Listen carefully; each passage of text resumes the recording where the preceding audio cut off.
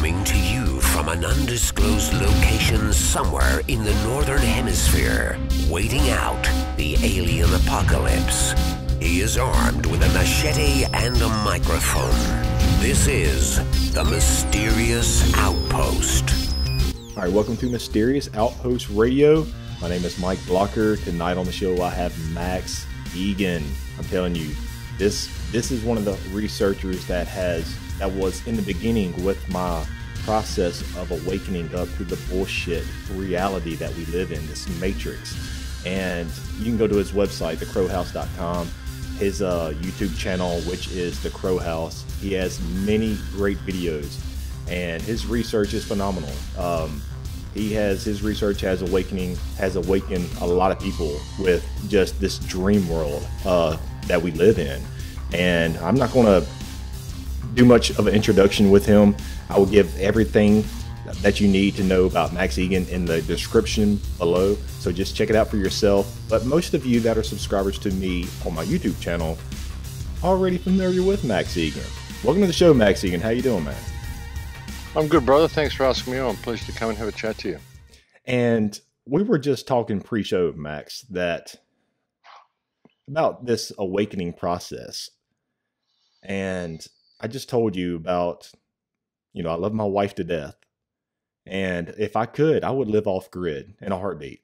Of course, I say off grid, but something similar, because I believe the internet is one huge tool against the enemy out there, which the enemy, being whatever name you want to call them, the elite, the cabal. And it's just a big process of awakening people, because if it wasn't for the internet, your research would not have helped with that process of awakening me, Max. So my thing is, if I could live off grid, I would. But the thing, my wife, she's not going to do it. And I believe that a lot of people like me are stuck in this, I don't want to say shithole, because I wouldn't change anything in the world. I love my wife. But how can we as a society push forward into a new paradigm and out of this old world methodology whenever we're literally stuck, Max? Well, that's the thing. It's a really difficult question, and as I was saying in the break, it isn't really completely necessary for you to wake your wife up. She will wake up at her own pace. I'm in a similar situation with my son, who's completely in the matrix. I would prefer to heal the world without him ever knowing that it was broken. That's kind of the attitude that I have towards that. You being awake, what you can do is be aware of the situation that your wife's facing, unbeknownst to her, and provide a safe environment for her to function in. Maybe a little frustrating, but we're all in this position. We're all in the matrix. We're all part of the system in some way, no matter how much we want to be out of it. Even me being a nomad the way I have for most of my life, I still have to have a passport. I still have to use money. I still have to participate in the system to a degree. So it isn't like we can just step out of it.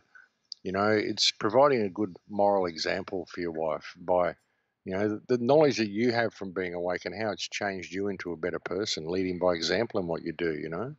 This is the most beneficial thing I think you can do in this sort of a situation. And this is what will in turn wake them up.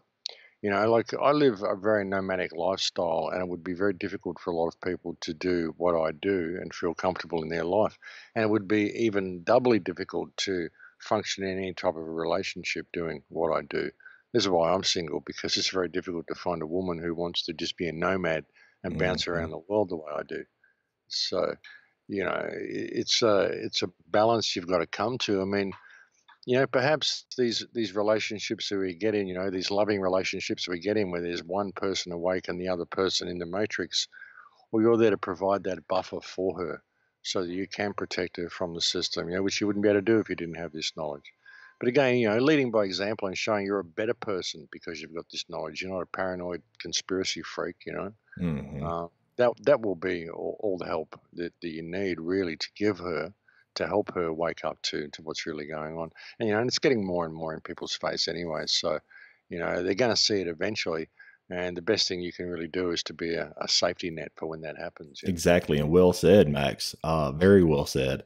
And the thing is, just like with, the things that we are into, the things we research, we read, just because we look into something, we just, let's say just tonight, Max, just because we discuss something, whatever it may be, doesn't necessarily mean we believe in it, but we always get this label that, oh, you're a conspiracy tinfoil hat nut job, just because I'm talking about 9/11 or consciousness or whatever it is. False flags, labeled a nut job. Just because I'm talking about a particular subject doesn't necessarily mean I believe in it. I believe everything deserves the attention. Everything deserves I guess everything needs to be communicated, or just like what we're doing right now, Max. We're discussing, whatever topics we're going to be discussing tonight. And the thing is, whenever people are labeling people like us, they're really showing cognitive dissonance, because are they just really too afraid to look outside the box? And are they just too conditioned through modern academia and they're pretty much just a brain drain human being, I guess, in this society? Well, yeah, look, people are very conditioned not to want to think outside of the box, and actually quite afraid to think outside of the box and to view people who do think outside of the box from a perspective of fear. I mean, it's just, they don't want to think about these things. I used to say to my mother, tell her what was going on, and she'd say, look, even if it's true, I don't want to know because I'm quite happy in my little comfort zone here. So that's the problem that we face. And people will label any outside of the box thinking as something to be afraid of. Unfortunately, this has been propagated by the government and media with all this terrorism rubbish. Anybody who thinks differently to you may be a terrorist. Anybody who questions the government may be a terrorist. I mean, Hmm. why would you ever think anything bad about the government? And any questions that anybody has about the system at all, people are just taught to fear this sort of stuff. People are trained to be very superficial, very disconnected from themselves. It's all about, Snapchat and Instagram and what we look like and instant gratification. With smartphones and all this smart technology, iPhones and all this sort of stuff as well. This is a dopamine addiction that people are suffering, which is underlying all of this as well. Because when you click on an icon on your phone, a little releases a little dopamine burst into your brain, so you get a feeling of happiness, instant gratification. And when this happens second by second by second, so our attention span has been reduced down to a few seconds, and we're measuring every moment by the amount of pleasure we receive from that moment through the mechanism of things such as iPhones and games and all this instantaneous gratification that we're receiving. So when you come along and you start trying to tell people this type of information, well, this isn't clicking any of those little dopamine cells. It isn't giving them instantaneous gratification. They're not feeling good about this particular moment, so therefore it's something to be feared, because you've knocked them out of their comfort zone, you know. And with the human race as well, I mean, we've had our attention span reduced to less than a goldfish. So people don't want to think about anything that makes them think too much. They don't want to think about anything that makes them think outside of the box. They just want that instant gratification, and that's how they measure every day and every moment of each day, by the amount of pleasure they receive from that moment. And that's what makes it very difficult. This is what makes it so hard to communicate this type of information to people, and why so many people won't wake up until it actually hits them in their face. And then when it does, they don't really know what to do about it. They just go straight into a state of fear. They're usually dealing with police officers wearing black Kevlar that are twice the size as everybody else, so it's a very fearful situation for them. They're not prepared for it. They're just not able to think in any way defensively against this system. So they just don't want to rock the boat, because if it comes for them, they can't see any way out. So, we've got a very, very effective fear-based mind control system happening. And this is what causes a lot of people to simply not want to think outside of the box and to label you as a tinfoil hat conspiracy theorist nut job just because you're doing so. It's just training, it's programming. You can't really help them, but we don't need them all to wake up anyway. We don't need the whole world to wake up. We just need the people who are awake to get a little bit of focus. I mean, even in the American War of Independence was won by like 1 to 3% of the population or something. We don't need everybody to come on board. You just got to find some way of focusing the independent media. I've been trying to do this for many years, but it's very difficult because so many people within the independent media even all seem to have their own agenda, and no one's really prepared to, reach some common ground and get some common focus. If we did that, we could change things very quickly, I believe. Very well said, Max. And whenever I look at like the modern day police officers, it's like it's really not a civilian, I guess, public police force that really is for the people and by the people. Now it's that everybody is guilty until proven innocent. And that is one reason why I got out of the military, because I was military police and I was going to do that in the, I guess, military terminology, the civilian world, what they term. But then I came across people like your research and other people's research, and I had to get the hell out of Dodge because I'm not against the military, but the thing is, the military is being misled by, a bunch of egotistic maniacs, and they're all pretty much just on doom and gloom and world domination. But before we get into some of that, it just makes you think of the modern day police officer. You look at that compared to the police officers in the Andy Griffith show. What the hell are we getting to? Like, where are we going with this crazy world, this society? And the quote that pops in my head, Max, is by the famous quote by Michael Elner. Just look at us. Everything is backwards. Everything is upside down. Doctors destroy health. Lawyers destroy justice. Psychiatrists destroy minds. Scientists destroy truth. Major media destroys information. Religions destroy spirituality. And governments destroy freedom. And is that the reason why it seems like we are actually devolving as a human race? I'm very optimistic now, but it seems like we are devolving, though.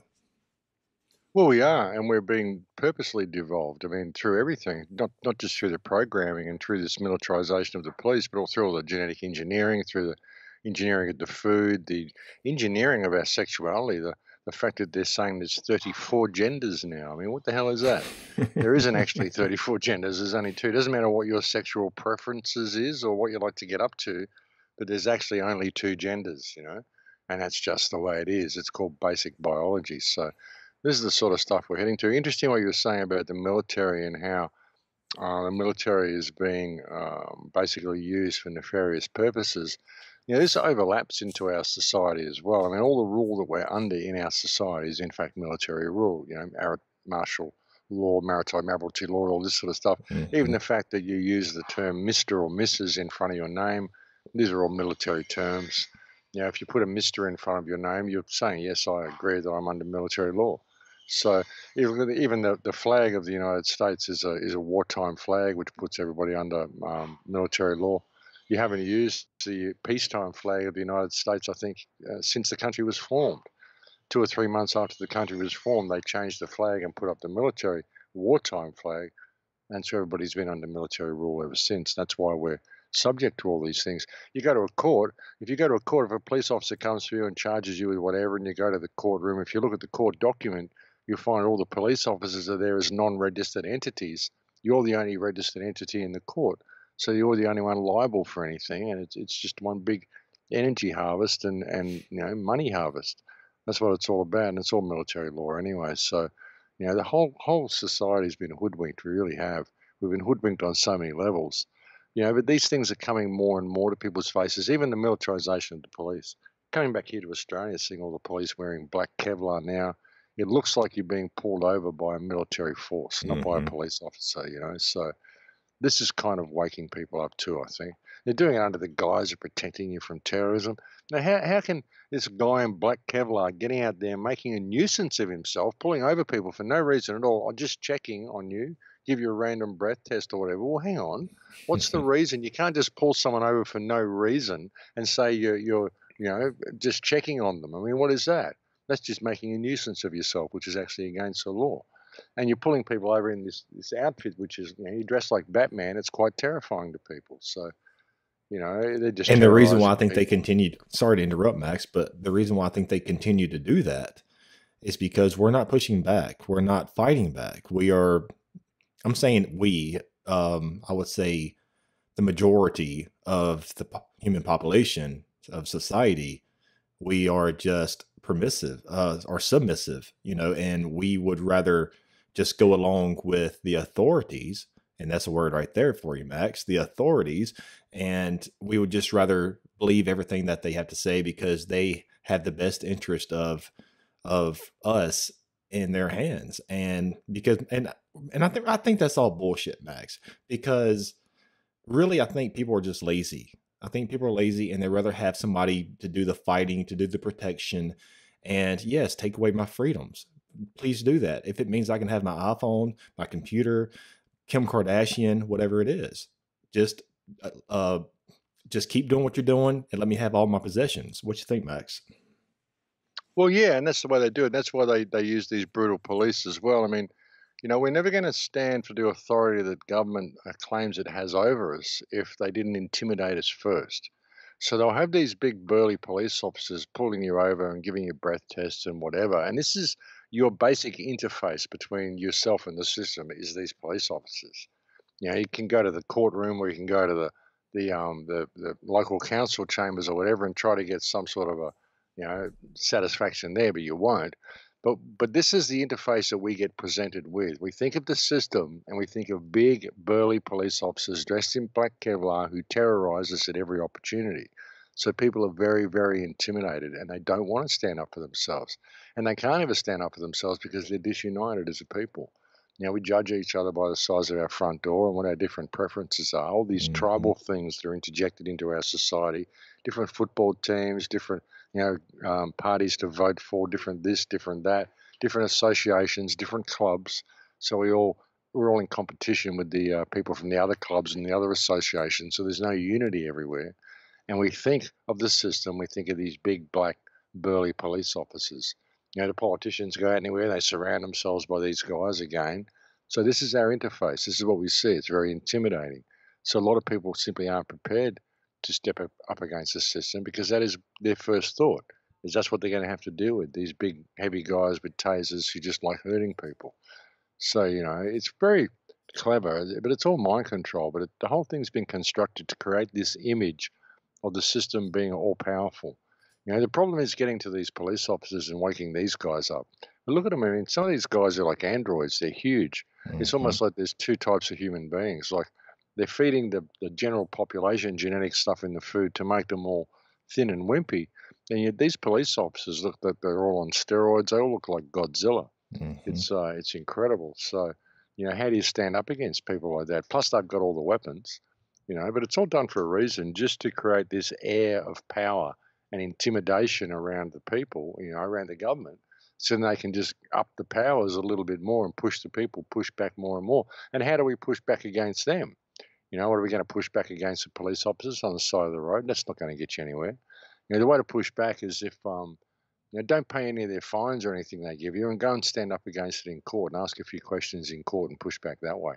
As much as you don't like going to court, that's the most effective way to push back against the police, is to stand up for yourselves and to not just take it all lying down. Don't believe that their authority actually exists, because it's just an idea. Ask the right questions.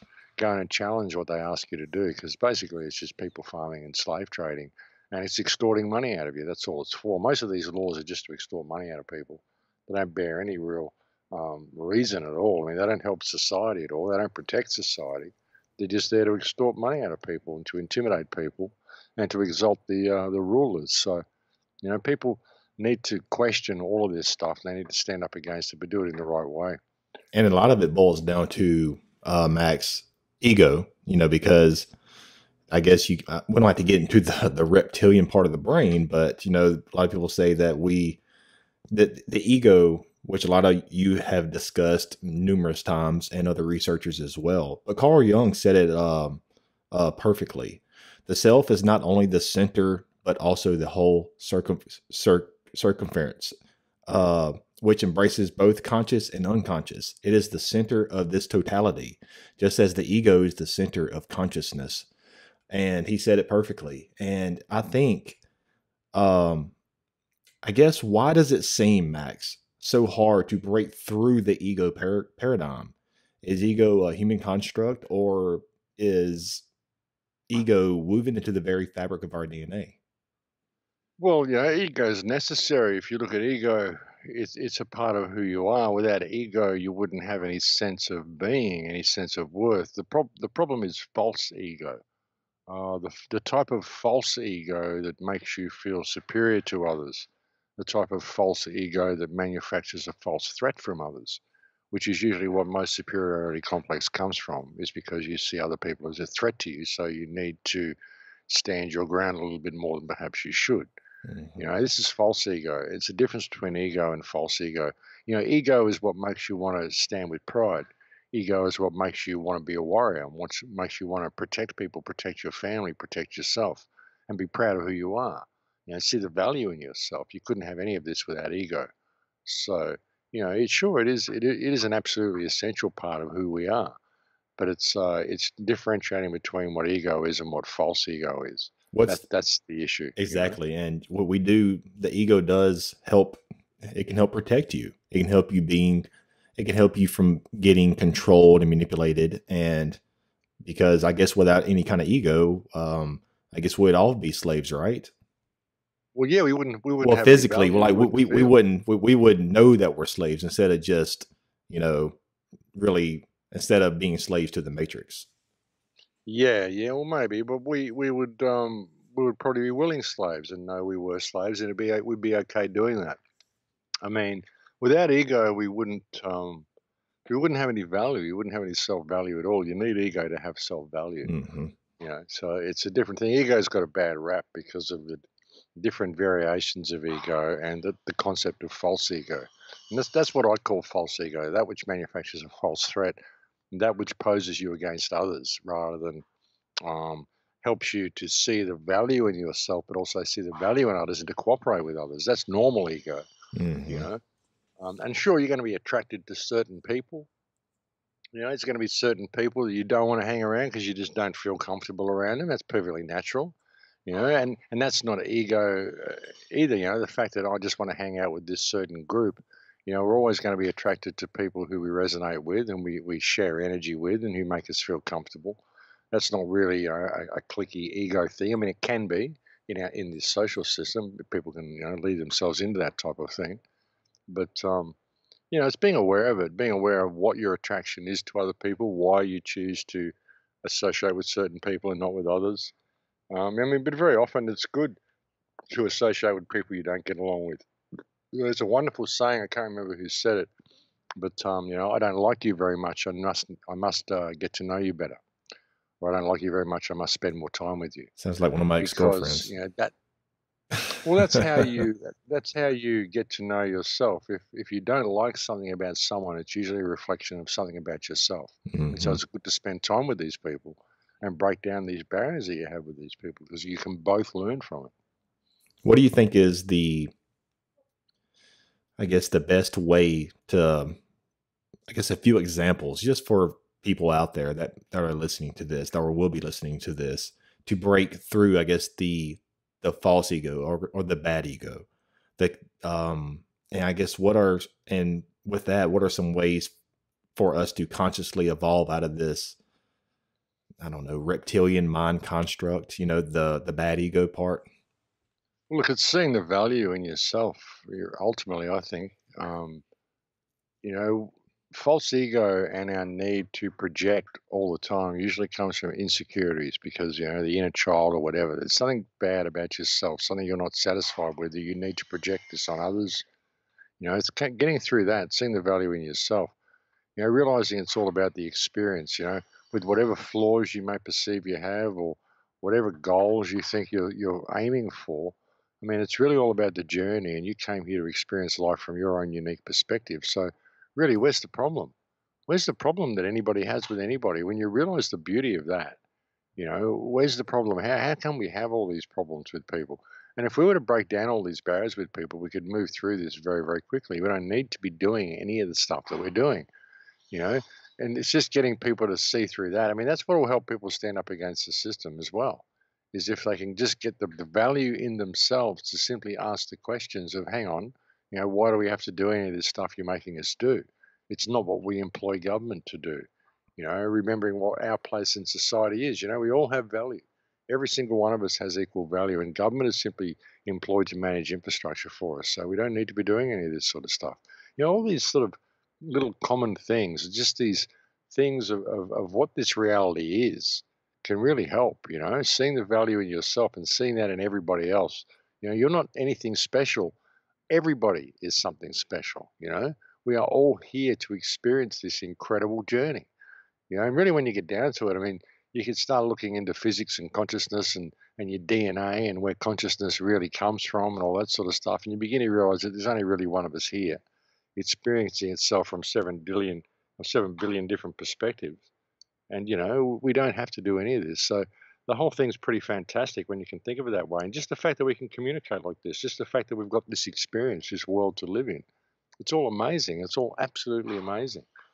We're caught up in this cycle of doing all this stuff that doesn't mean anything, running around on these treadmills everywhere that just don't go anywhere. And, I don't know, it's hard finding what it is it's going to allow people to step back, even just have the time to step back and just consider all of this for the moment. Everyone's so busy running on the treadmill, trying to collect paper, thinking it's about building this pile for them to sit on. And that's what their life's about. I've got a bigger pile than you. I won. What's that all about? That doesn't do anything. You just got this big pile then and you're sitting on it and you can't leave or go and do anything because you've got this huge pile, and you get up on top and you go, well, hang on, there's nothing here. It's just this big pile of shit.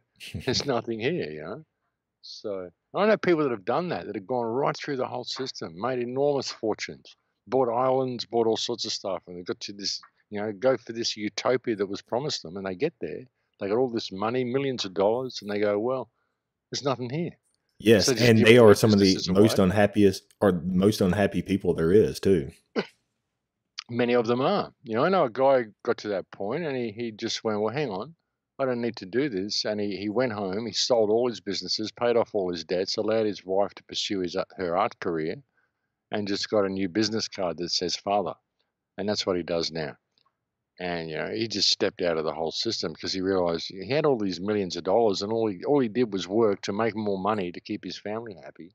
He realized his family is missing out on the one thing they want, which is him. And he's missing out on his family because all he's doing is working. What for? He's already got millions of dollars. He doesn't need to work anymore. So, he just stepped out of the whole thing. And that's the way to do it. I mean, if you're going to go and buy into the system and go for it and make all this money, well, step out while you're still young. Once you've got the money, you don't need to keep doing it. Step out and then go and enjoy your life. But don't And get caught into this rat race and thinking it's about the one with the most wins, because it's really not. exactly, Max. And just like I said, you explained break everything down very well. And you're talking about, of course, we was talking about the money aspect just a little bit.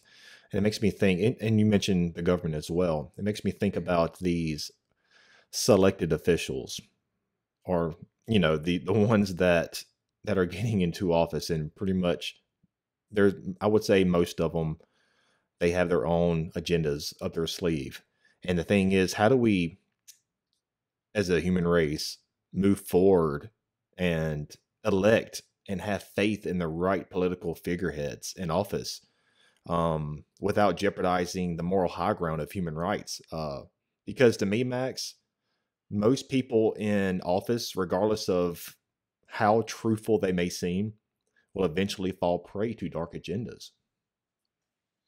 Well, they seem to, unfortunately, especially in the United States, you've got things such as APAC, which forces people to sign the APAC treaty in order to get funding to even run for office.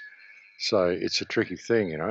And even with what we do, we don't want the whole system to come crashing and burning. We just don't want that. I mean, what would be the other options if the system was to just crash and burn? If we were to just all rise up and overthrow the government, it'd be chaos. It wouldn't be anarchy. It wouldn't be self-governance. It'd be absolute chaos. Mm-hmm. So, it would take at least a few generations to lead people back to a point of education where we were able to govern ourselves.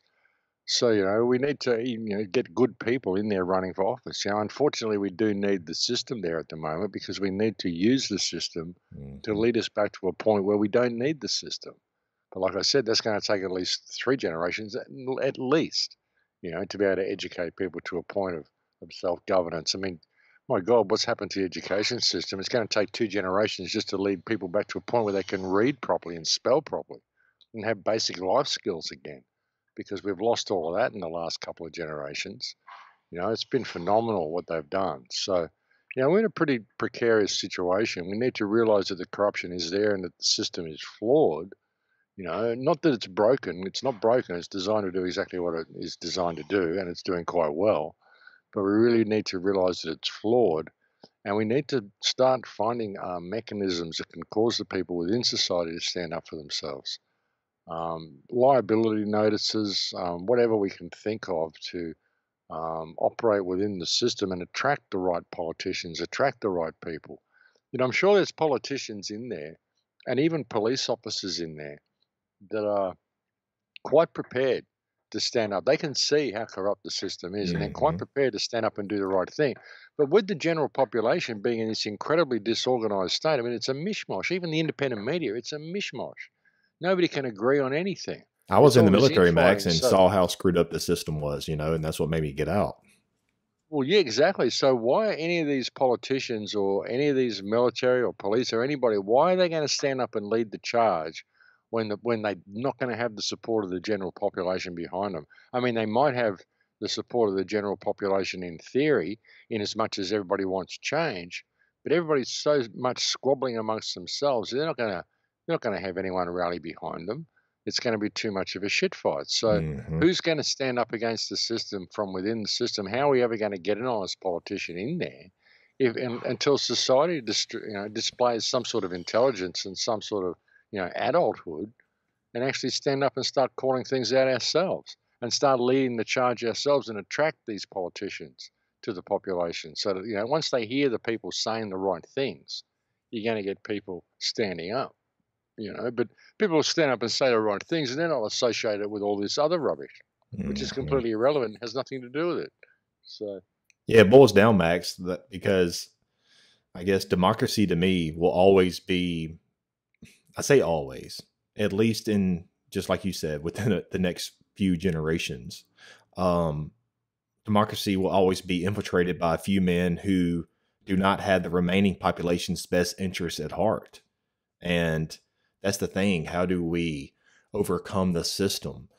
Do we really need some type of huge event to awaken on a massive scale the rest of the population to where we just flush the whole shit system down the toilet? well, possibly. I mean, that would be good. But I mean, I think we just need to say the right things and get it to enough ears. If enough people could hear the right message, I'm sure many people would rally behind it. It's just getting the message to them, because the mainstream won't play the message. The mainstream won't give you anything. Hmm. So, it's just getting the message to the people. Hopefully, we don't need an event. If that's what it takes, well, that's what it takes. But it'd be nice to think that we could just do it without that. We could just rally the people to stand up for themselves. With the whole frog in water syndrome that's going on now, they're turning up the heat so gradually that many people simply aren't seeing it, unfortunately, and they won't see it until it's a little bit too late. And with the whole smart grid as well, I mean, this is what's rolling out underneath everything, is the whole smart system, and that's what's really the big problem. That's the end game. While there's all this other stuff going on, the police on the street and all this threat of this and threat of that and all this stuff, physical stuff to worry about around us, this whole smart grid's being rolled out. Everything's being digitized, currency's being digitized, everything's going smart. And once that all comes online and the whole smart grid's in place, then it's game, set, and match. It doesn't matter what we do from that point. We have to prevent that from coming online. That's the issue. And that's a lot of what I think all this transgender stuff is about as well. The fact that there's 34 genders, this will enable people that have been, shall we say, enhanced by transhumanism. And even with Sophia, the robot, being given citizenship, it kind of humanizes that. This will allow a robot to have a gender, or a person who is artificially enhanced to have a gender, to be able to claim a gender. So it kind of normalizes all of this as well. It leads us more into transhumanism. So, yeah, the whole thing's related. And that's why I think they're ramping things up so much at the moment, because this whole AI grid, this whole smart grid's coming online underneath it all. So we're being given so much other stuff to worry about, so much stuff to distract ourselves with, just so we won't see this. And just like that quote by Michael Elner, everything is backwards. And you were talking about transgenderism. Okay, how in the hell, Max, can something like transgenderism? Um, it's okay to let your, just like I Am Jazz, that TV show. It's okay to let your little kid reconstruct their bodies and their genitals and become a transgender. That's okay. That's okay to do that. But a simple little plant that is grown from the earth, marijuana, is illegal. Yeah, because if you were smoking that, then you wouldn't be letting your kids play with their genitals in that way and do all this transmutation to their body. It'd be a little bit more awake. Yes, disgraceful. It's absolutely disgusting. I mean, before kids have got any idea of what sexuality is, they're training them to be. It's basically playing make believe. I mean, you can get a kid and you play make believe and teach a kid to be anything you want. You teach a kid that it's a puppy dog if you want, you know. And you can easily teach a little boy that he wants to be a little girl, and a little girl he wants to be, she wants to be a little boy. It's quite easy to do that with young kids, and it's disgraceful. It's absolutely It seems like, disgraceful. Max, we are being controlled by stealth through, almost, it makes you wonder, here's my tinfoil hat.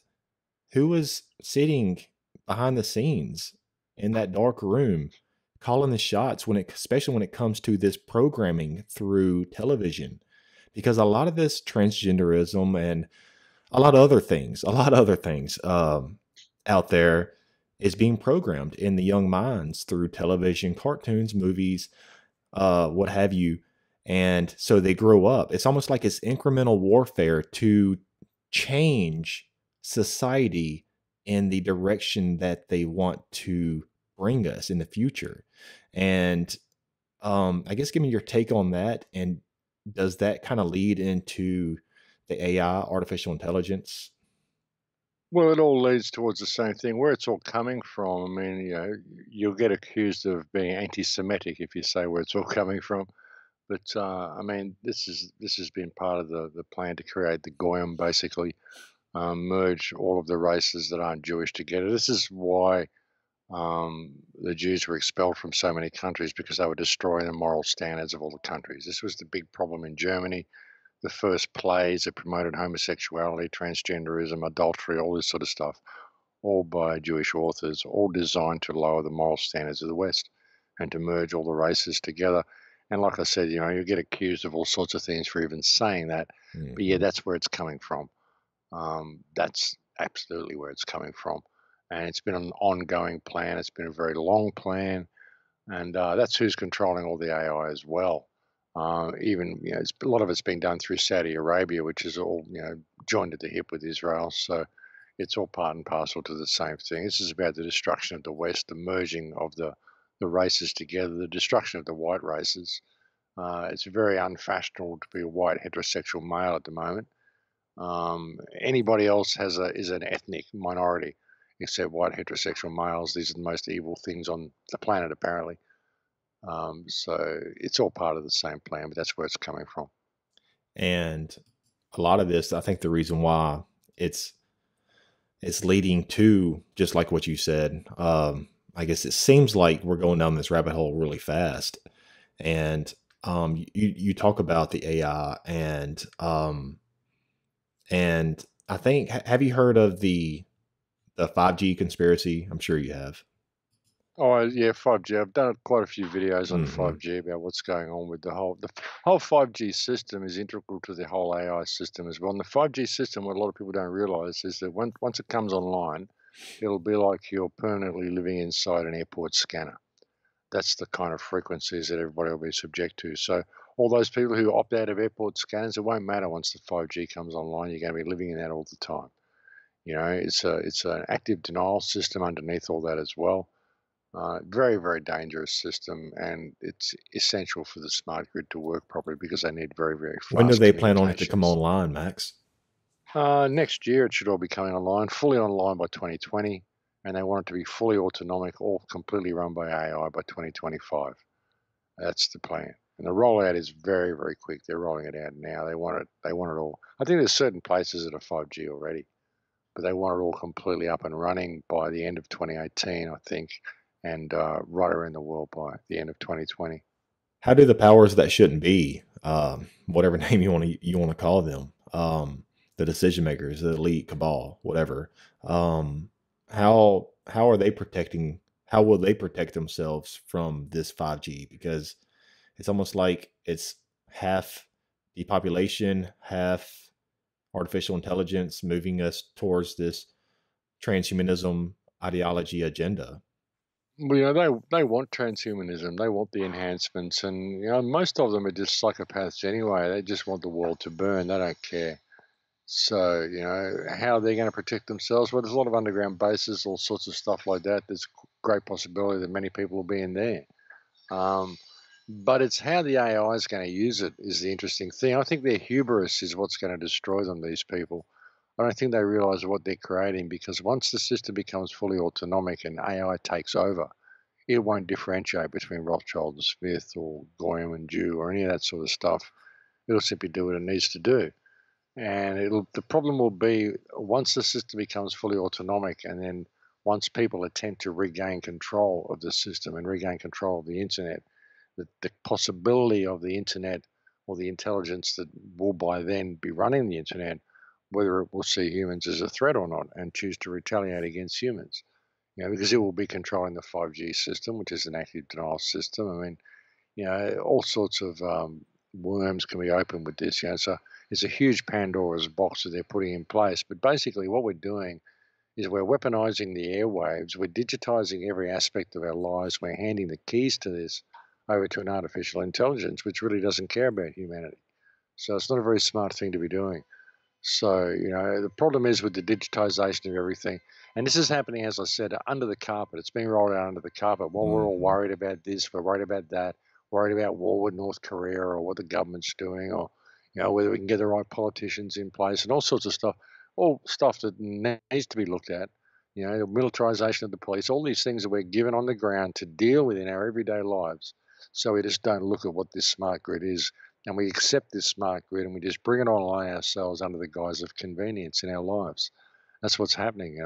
All these little things that are more convenient for us are all part of this smart system. And the reason they're ramping up the police state and ramping up all of the theatre of conflict in every aspect of society and every aspect of our lives is simply to keep us distracted from all this stuff that's rolling out. There'll never be war with North Korea or any of this sort of stuff. What'll happen in that situation is, it'll escalate and escalate and escalate, and then China will step in and save the day, and it will appease North Korea, and it will appease the United States, and the whole world will go, oh my God, China just saved the world, and then we'll agree to let China run the new Silk Road. The whole currency will switch over to digital, and the United States will lose its position as the global reserve currency, and we'll see a very, very different world, I think, within the next 12 to 18 months. Do you think that China, I really don't know how to say it, but do you think China is, I guess, the good guys in this fight? No, there are no good guys. There are no good guys. It's just a system of control, which one's going to work. But I think the Chinese work ethic is what you're going to see introduced into the United States. It's the same people running the whole show. China, Russia, North Korea, America, it's all theatre. The whole thing's theatre for the masses. It's all Bilderbergers and, top-level Jesuits and stuff that run the show. All these governments and economies, it's all theatre for the masses. The United States has been used to create this war machine and to vilify the West so that the West can now be collapsed. The controlled demolition of the United States. That'll be done by this war with North Korea, because what will happen from the result of it was, like I said, China will appease the situation. China will come and save the world. The new Silk Road, just look up One Belt, One Road. This is the new Silk Road that's going to open with China at the top. And on that new I'm actually looking at it right now on your video, what's about to happen. You have about 116,000 views on that video, and I will try to give the link to this video in the description below for everybody. But yeah, go ahead and discuss, I guess, about this China's One Belt, One Road initiative. Yeah, well, that's what I was saying. That's exactly what I was talking about on that video, how this is all going to happen. This is like a new Silk Road, new trade agreement that's going to happen. It will squash England out of the picture. It will squash the United States out of the picture. And I think they'll probably use a blockchain currency or a digital currency to run trade on this new economic Silk Road. And then that will mean the United States will lose its position as the global reserve currency, because Bitcoin's making sure of that anyway. All the cryptocurrencies are having the effect of undermining all of the local currencies of many countries. And this is a good thing in many ways, and it's a bad thing in many ways. Like I said, we don't want the system to just crash. The cryptocurrencies would be great, but when you look at the smart system depends on digital currency. It doesn't matter whether it's crypto or not. So the cryptocurrencies will work really well with the smart grid, and it is the smart grid that is the problem. This whole concept of countries and borders and all this sort of stuff, it's all about to change. The countries and borders and governments are only there in name anyway. And they've only been constructed and put there to create this situation that we're at now, where it can all be switched over to digital. And that's what's about to happen. And China is going to be running that system.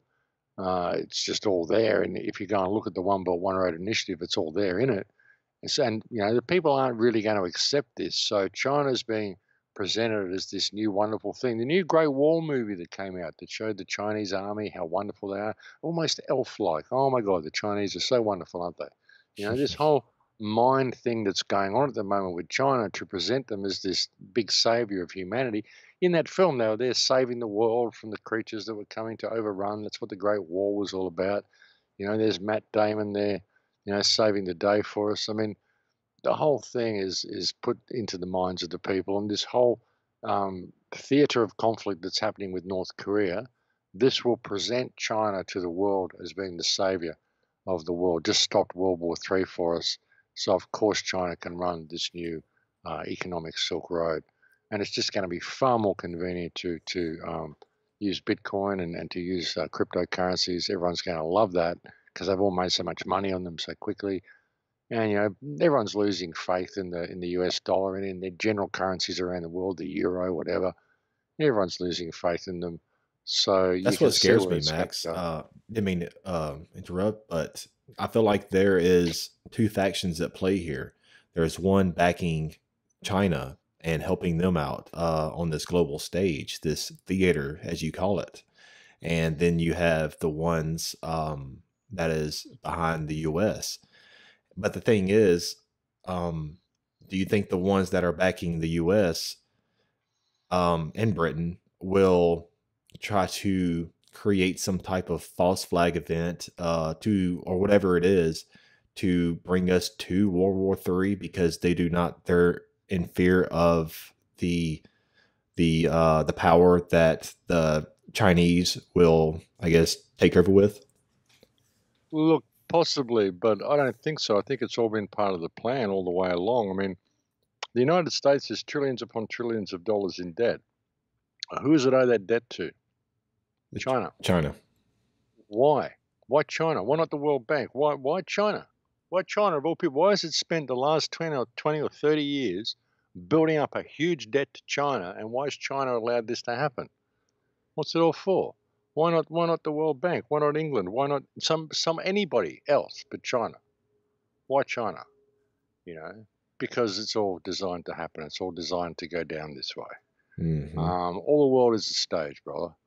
Out with the old, in with the new. Yeah, it's just a way to do it. Keep everybody guessing. There's a new world order coming online, but everyone thinks it's going to be this big police state and all this. We got these cops in black Kevlar and blah blah blah. Fair enough. But people think it's going to look like something out of Equilibrium or Nazi Journey. The New World Order is the digital smart grid, the new world where everything is ordered. That's what it's about. They don't care. I mean, how can they introduce this proper Chinese work ethic, keep everybody regimented?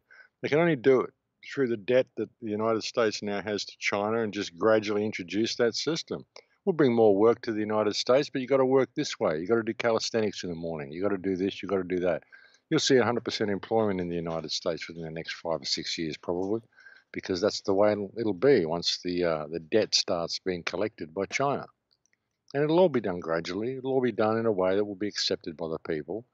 All the currency will be crypto. So, it's all been done by design, brother. And then whenever they take over, and then we're going to be enslaved to their system. And then there's no telling what type of dark, sinister agendas they will have up their sleeve. Well, it's all just more efficient ways to run the people farm. They've got the third world to work on after this. Once they've locked down the Western world, Mm-hmm. which is what they're in the process of doing, then they've got the third world to work on. So they've still got a fair bit of way to go. And there's still a lot of countries that are still pretty open and still pretty good. A lot of countries in Southern Europe and in Eastern Europe that are still pretty good.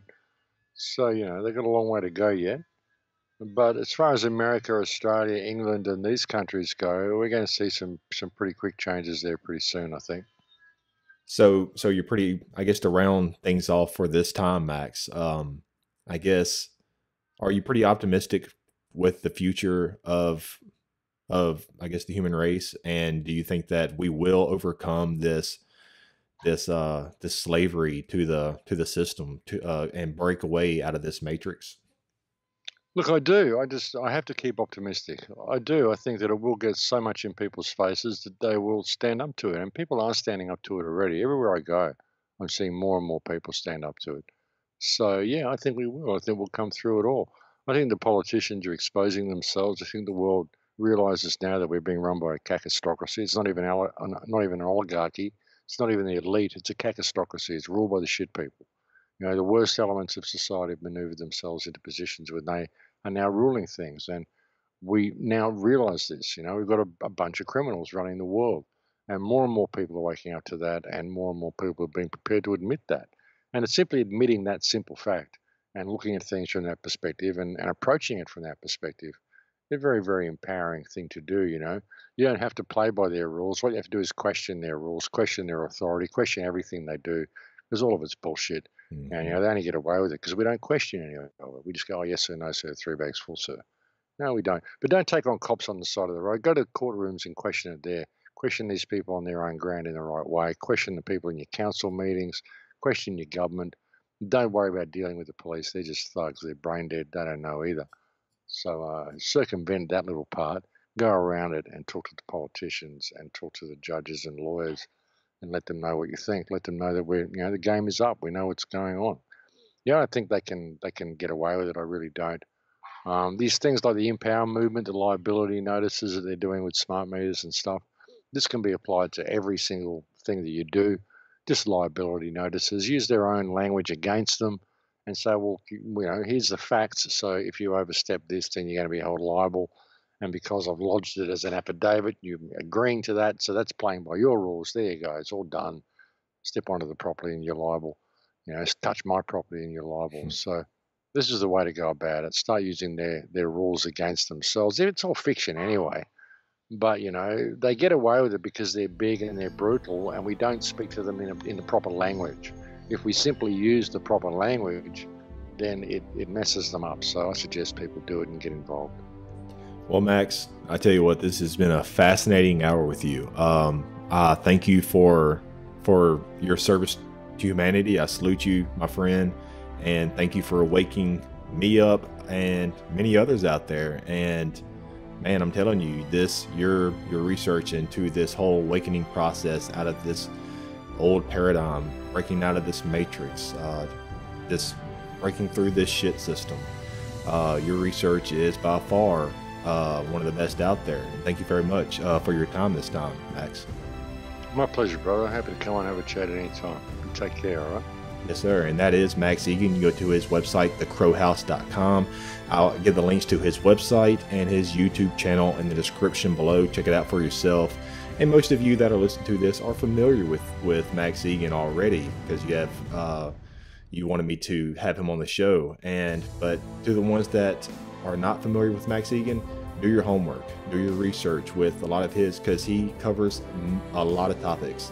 Just search through Google, search through YouTube, Max Igan, and you will find all types of just great material, especially on his YouTube channel, which is the Crow House. And that's going to round it up for this time. I have many other great videos or interviews coming out very soon. But anyways, like I say, until next time, keep truthing and have a good one.